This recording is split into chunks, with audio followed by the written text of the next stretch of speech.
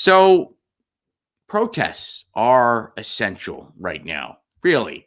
We need to disrupt the status quo. And the only way to do that is through strikes and through protest. Should Bernie Sanders be our next president, which I hope he is, he's not going to be able to just cooperate with Congress and the Senate and be a nice guy and we're going to get a bunch of things that we want. No, he's going to have to govern like an FDR. He's going to have to go fireside style and be like, this is what I want to do. This is who's holding it up. This is who's holding it up in the Senate. This is who's holding it up in the House. Act.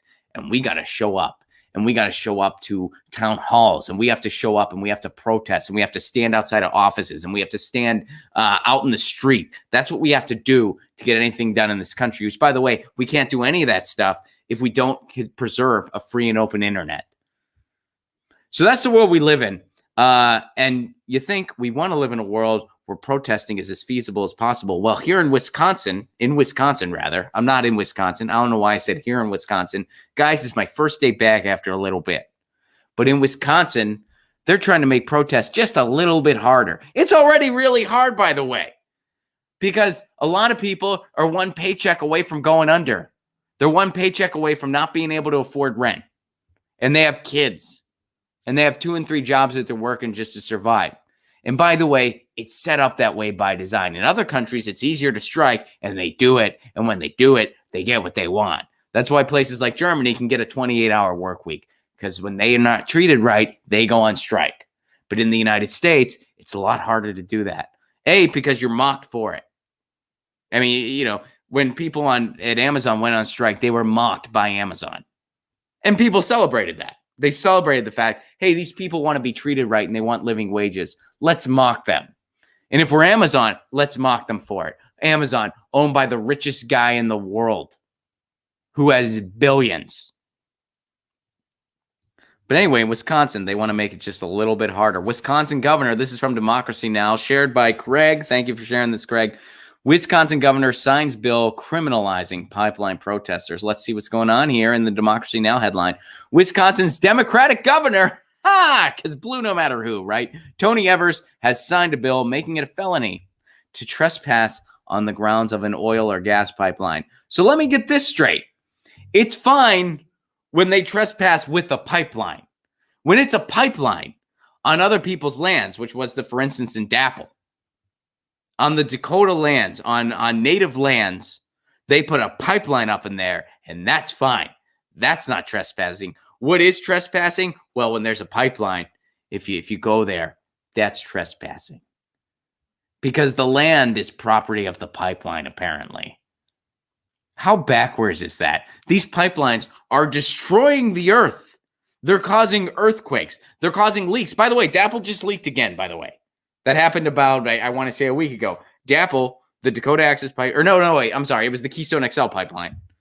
But, you know, they're all kind of going all over the country. But the Keystone XL pipeline, correction there, the Keystone XL pipeline leaked again. The pipeline that never should have happened. That even Obama was opposed to at first, then changed his tune. That leaked again. And when these oil leaks happen, they're underreported, if they're reported at all. And the effects of them are very marginalized. And the oil and gas companies deflect the blame because they have all these third-party entities that they're like, oh, it was caused by this.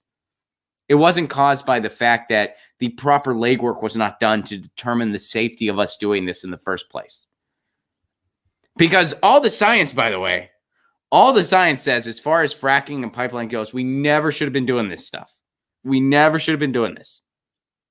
But they're doing it anyway.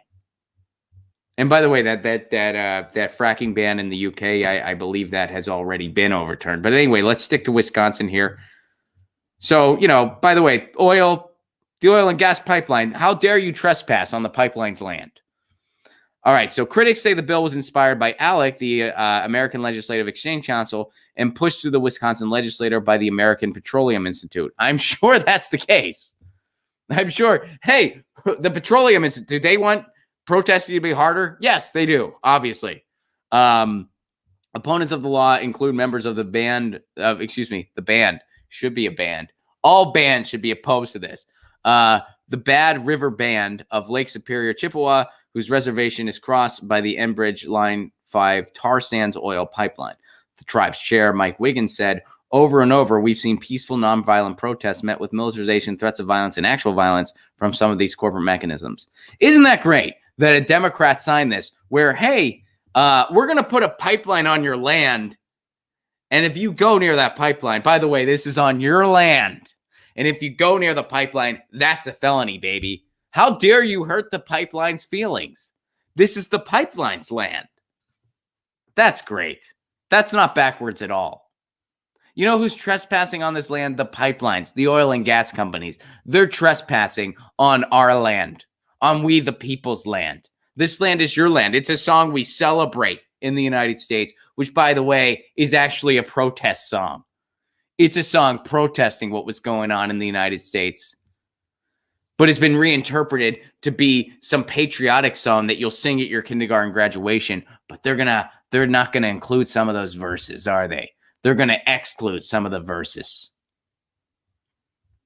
Because a lot of those verses were talking about the downtrodden in our society and the people who've been left out in the cold by the United States. And some of those people now, the people whose lands are being destroyed by oil and gas pipelines. And now they can't even stick up for themselves. They can't even protest. It's bad enough that they're met with brutality by hired goons to mercilessly pummel people with freezing cold water and sub-zero temperatures like what they did with DAPL.